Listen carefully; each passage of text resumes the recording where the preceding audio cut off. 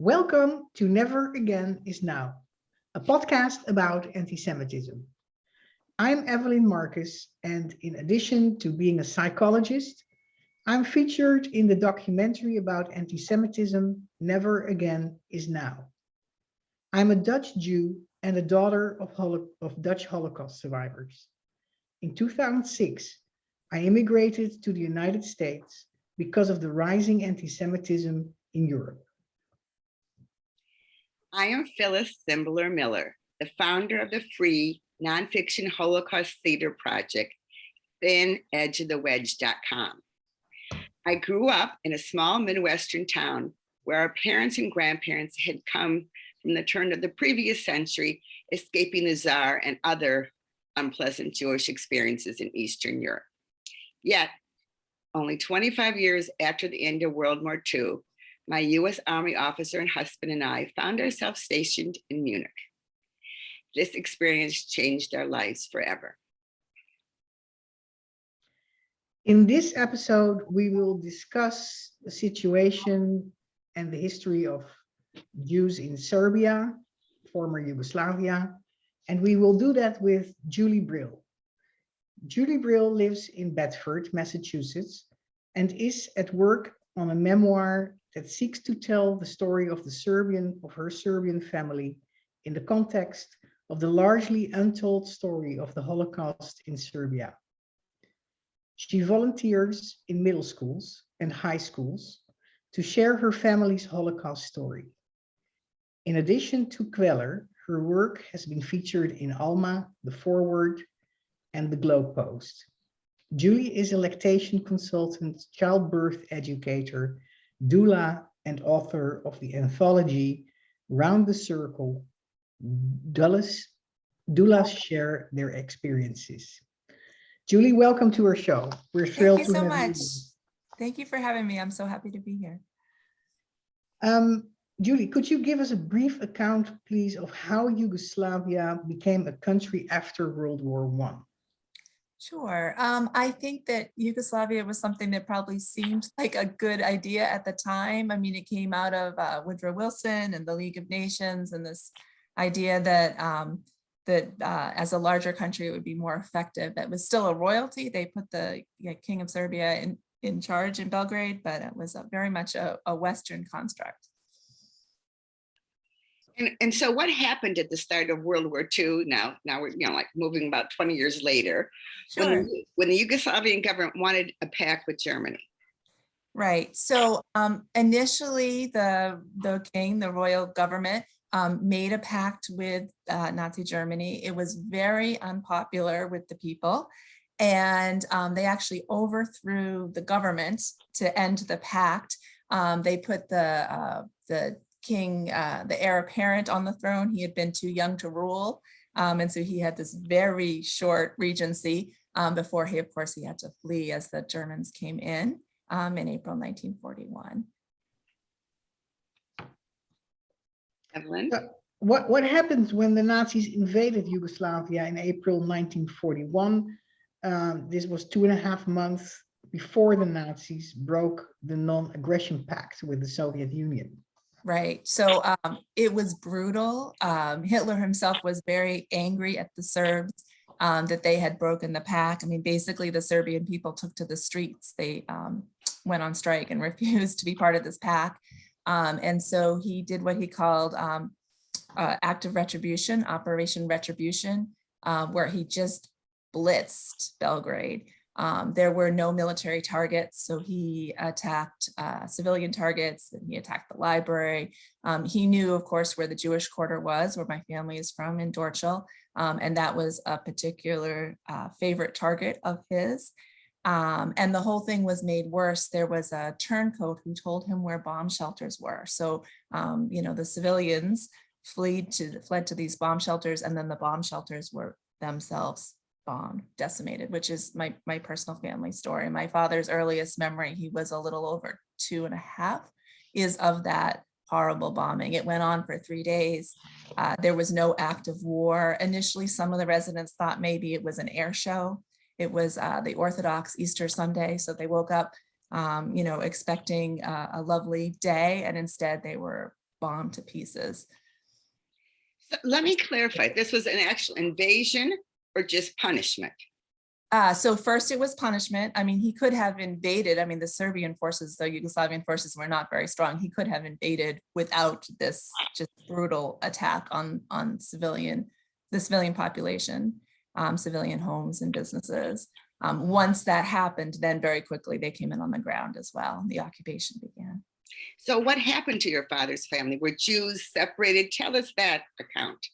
Yeah, so I think that the story of what happened in Serbia, and it was different in different parts of Yugoslavia, but what happened in Serbia is very different from certainly what I learned in Hebrew school as a child in the late 70s and early 80s. I actually somehow thought, my grandfather was murdered in the Holocaust in Belgrade, and also the Holocaust never came to Belgrade because it just was never what we learned about in school. We learned about, Germany, of course, Anne Frank and Holland. We learned about the French. And what happened in Serbia and to my father's family is different. It happened very early, and it happened in a very brutal way. So basically, one of the first acts that the Nazis did during the occupation was they started to register the Jewish men, my grandfather among them, and my great uncle, and we have the records of that. So they all had to report under the threat of death to Kalemegdan, which is the central park. It was a fortress in Belgrade. And then they were set to work. It was slave labor, cleaning up the damage from the bombing. So my grandfather was actually on a crew that was restoring sewers. So a lot of the civilians fled the city if they could get out. It was not a place to be. There was no working sewer system. There were unburied dead civilians in the street. And then they were rounding up Jewish men to try to put the city back to work, make it a livable place again.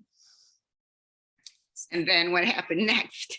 Yeah, so it's a little bit of a different story than I think what I grew up hearing. They were enslaved, they lived at home.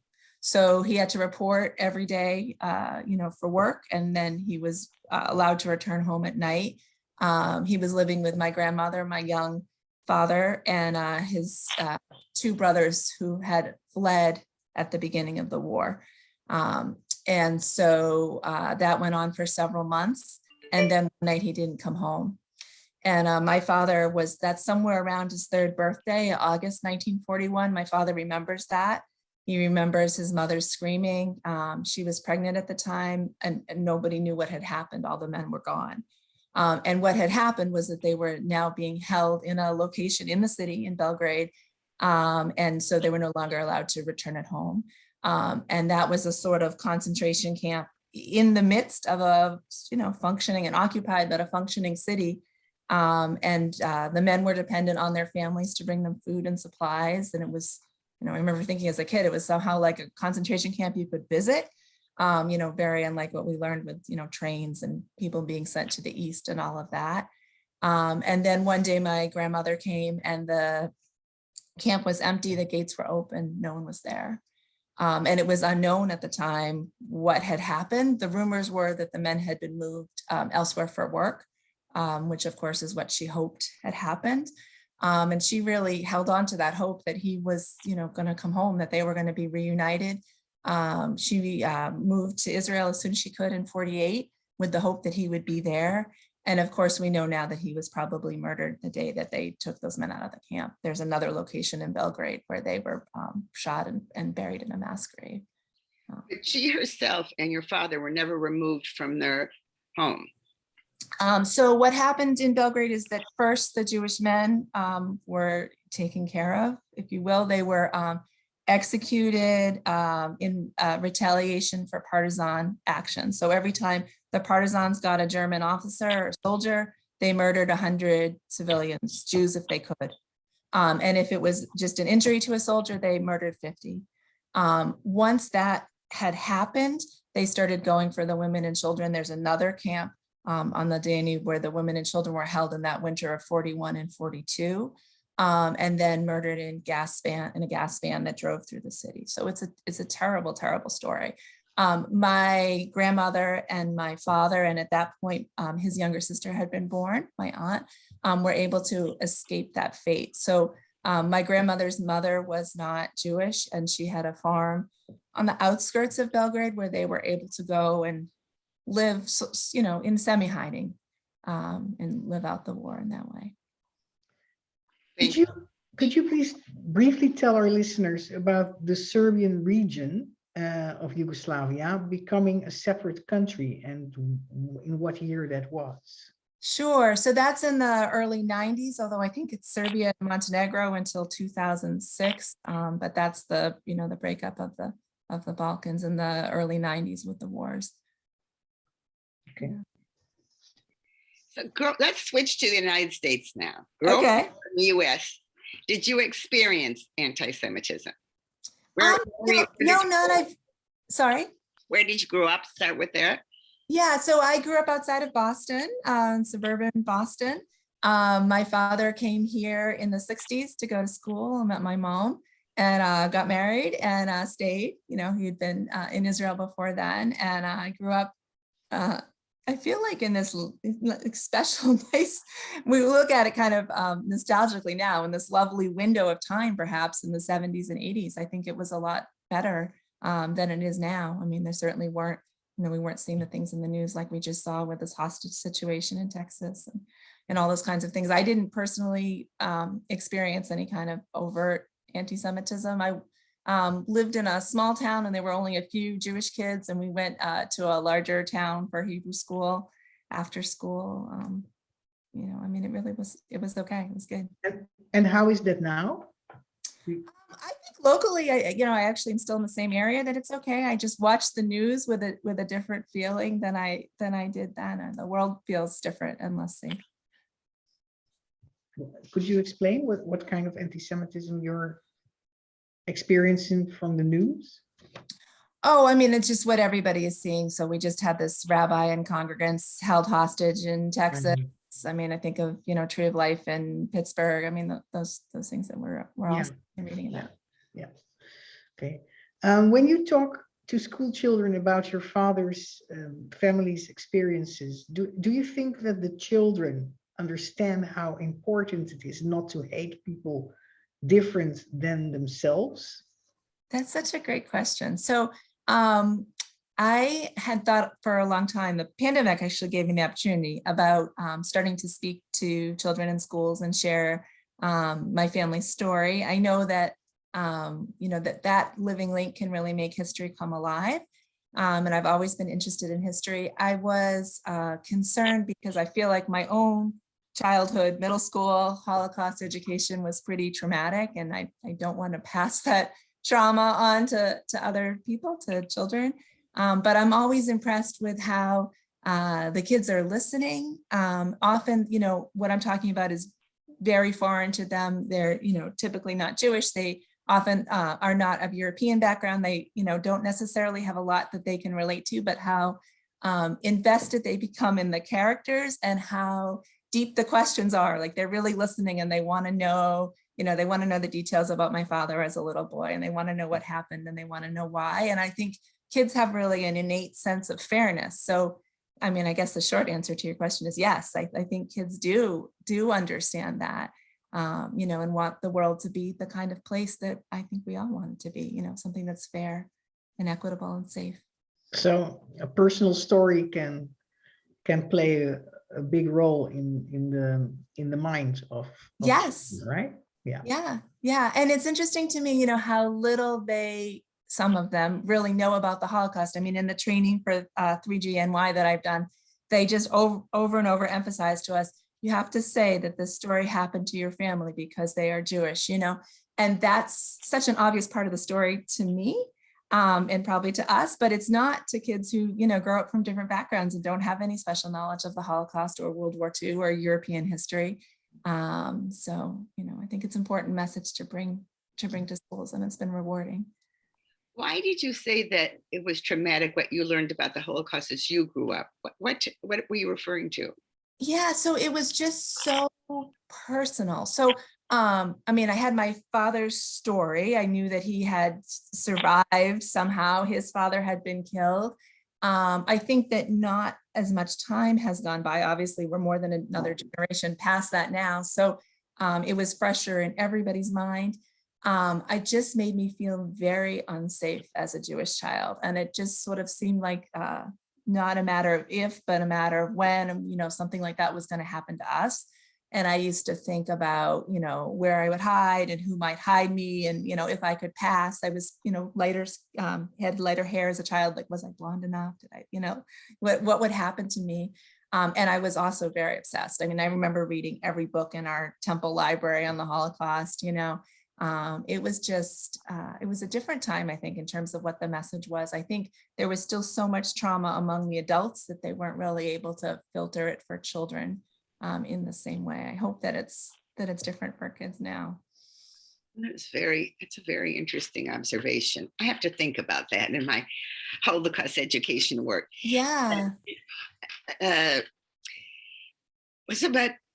what can people do who don't have personal Holocaust stories to share when they teach people about the Holocaust? I think it's very interesting that in your training, you're told to say, this is a personal story, and then I'm Jewish. But how can other people relate this information in a way that the other people can empathize with them? It's easier to emphasize that you're telling your personal story than if I'm talking about the Holocaust in general or even specifically, but it's not my personal story.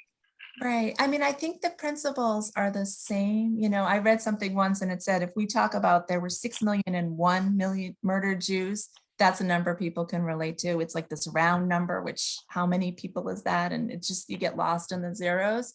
So I think being able to focus on one person or one family or one little community, some piece of this story, which is so large and horrific and overwhelming, is what really makes it relatable or understandable. So even if somebody doesn't have a personal connection, finding one piece, one small part, I think is the end. I think maybe that's the appeal of Anne Frank, is it's one girl, you can look at a picture, you can read her words, you can relate to her, human being to human being. And we need to do more of that personalization.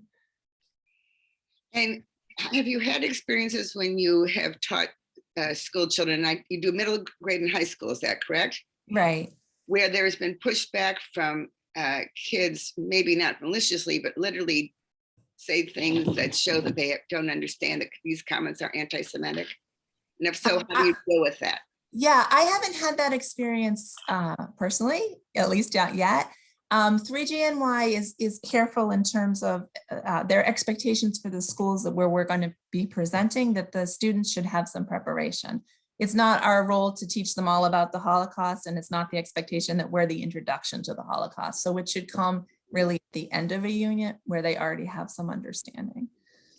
Tell us about this 3GN. What are you referring to? Yes, 3GNY. I just have so much respect for this organization. So 3G refers to us being the third generation of Holocaust survivors, the grandchildren of Holocaust survivors. I'm actually a 2G and a 3G, right? I'm like in this odd, I was born in 1970. There's not a lot of people in my generation. There are a lot of people who are 2Gs who were born immediately after the war in displaced persons camps or in the 50s, or and then most of the speakers in 3GNY are like in their 30s and 40s. They have young kids, right? So I'm in this odd place, in part because my father is unusual that he survived. So he was so young. He was born in 1938. So he survived as a small child. My aunt was born during the war and survived, which is almost unheard of. So that's part of what makes us unusual as well. But the organization is, the idea is we're the last living link. We knew our grandparents and we're passing those stories on. And that's, I think, unfortunately, sort of the future of Holocaust education. There's not going to be, going forward, unfortunately, a lot of survivors able to still tell their stories. And who runs this organization that gives you training? I believe it's 3GNY. So the program is WEDU, W-E-D-U, but the organization is called 3GNY, and they have helped to start other organizations that are similar. So there's a 3G Boston, where I'm located.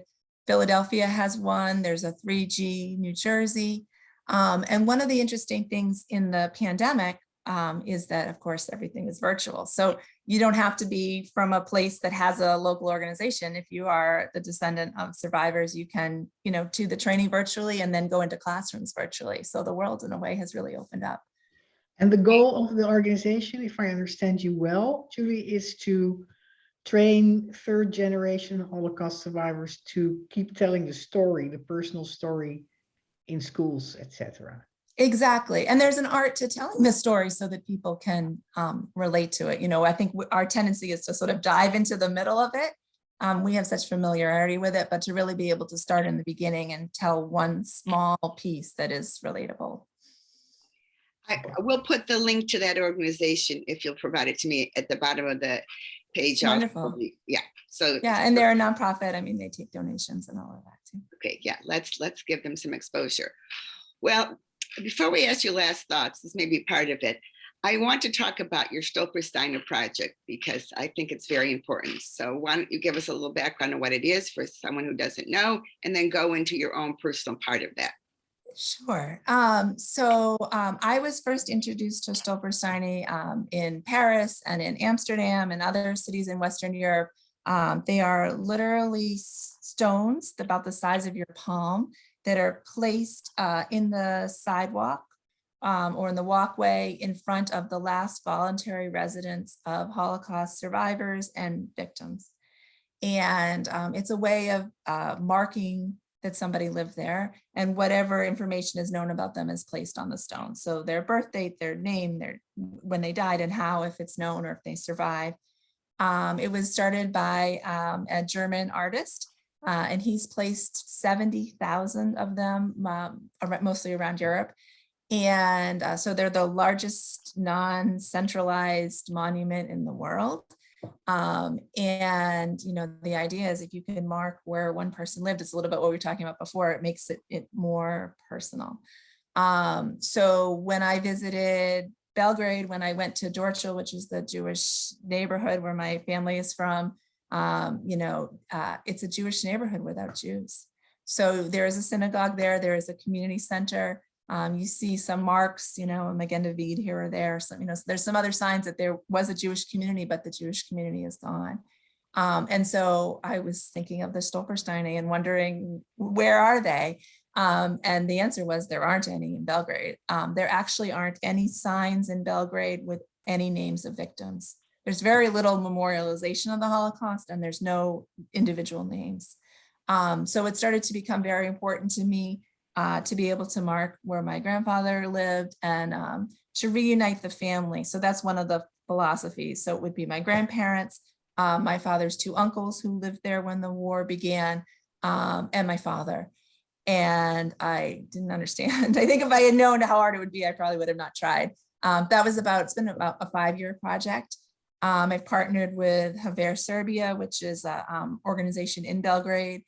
We've been working in various ways, and they were able to get some stones placed in northern Serbia last summer, where the history is a little bit different, but none in Belgrade. So we're still waiting. The stones are actually made. They're in a box in Germany. We're still hopeful that we'll be able to place them. We're waiting for permission from the mayor. Let me just explain a couple more. It's not like a stone you can't walk on. The artist digs out area in the cement, and they're metal, and they have the person's name, and if they, as you said, if they know the birth date, if you know what happened to them afterwards, whether they were deported to us, etc. So as people, they don't trip over them, because in German it means stumbling stones, but they're very, so in your case, there would be a separate stone for every member of the family who lives in the same house. Yes, exactly. And we actually have a second location as well. My father's grandfather was a twin, and his wife and son lived sort of around the corner. We're trying to mark them as well. They were both murdered.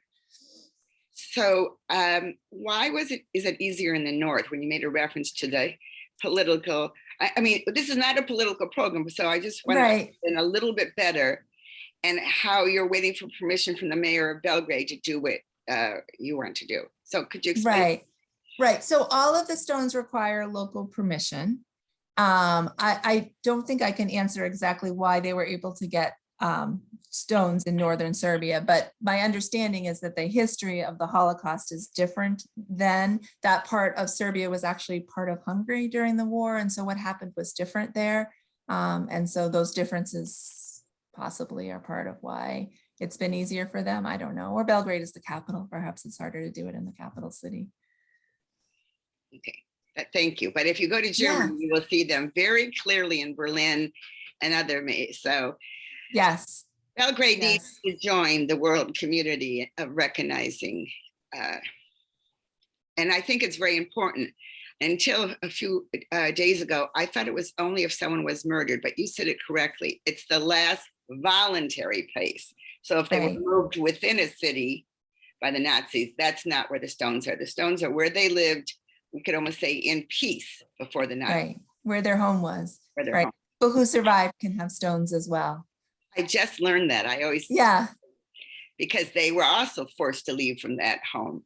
Right, and they're reunited, which I just think is a lovely image. They're, so you see the stones the way it looked, when they lived there. Right, you would. So I'm envisioning your family and all those stones. They would be together. Okay, last words before anything else you think from what you've learned from teaching? Any question, for example, that kids may ask a lot that you have a really good answer for? I mean, I don't think I have a really good answer. I think I have more questions than answers. I mean, I was saying before, kids have such a fundamental sense that things should be fair. And so their question is like, how did this horrible thing happen? And I think, scholars and adults and people all over the world are still, how did this horrible thing happen? I don't think there's an easy answer to that. What are you trained to say to a student who asks that, though? Do you have? I mean, it's interesting. I've thought a lot about this. Like, what is the reason for this? As I said, my concern is about traumatizing children, and our training is around, being a bystander, being an upstander, standing up and saying when something is wrong, which I think kids also can relate to. And then for me personally, I know my family stories. My father was very young in the war, but he has an amazing memory, and he has shared with me what he remembers and what my grandmother told him. And I just want to pass that on to them, because it's a way for this little piece to continue, and it's a way for my family, those memories to survive. And I think it's a way for kids to relate to this huge atrocity in some small, relatable way. Thank you so much, Julie, really, for sharing your personal and your professional part of this project with us. We really appreciate it. We really appreciate our listeners for listening. And please, if you haven't yet seen Evelyn's documentary, Never Again Is Now, I urge everyone to see this really amazing documentary. You can see it at Amazon or at YouTube. And if you'd like more information about my Holocaust nonfiction play, which is available in both English and German, you can go to thinedgeofthewedge.com and get more information there. So in conclusion, everyone who can do this without putting yourself in physical danger, when you see anti-Semitism set in front of you, something casually on the internet, speak up against anti-Semitism and hate. Thank you.